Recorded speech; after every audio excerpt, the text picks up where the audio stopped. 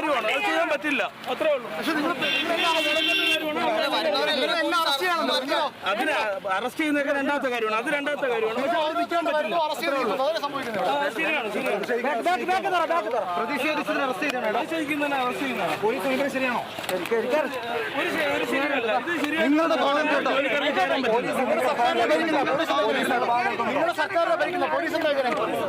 രാവിലെ മുതൽ കാണുന്നില്ല എന്താണ് സംഭവം.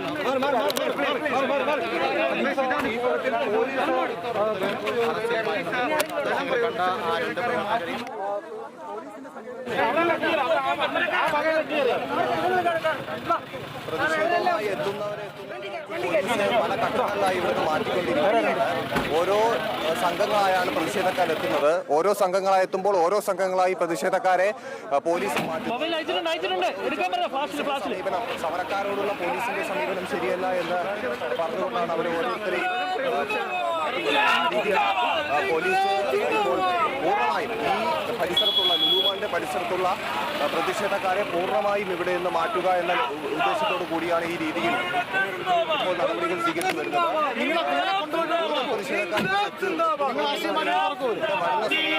പറഞ്ഞുകൊണ്ടിരിക്കുന്നത് പക്ഷേ ഇവർ പോലീസ് അവിടെ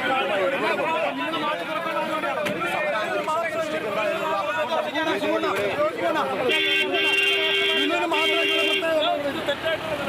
സൃഷ്ടിക്കുന്ന എന്നുള്ള മാത്രമായി എന്ത് എന്നാണ് ഈ പ്രതിഷേധക്കാർ ഈ ചോദിക്കുന്നത്.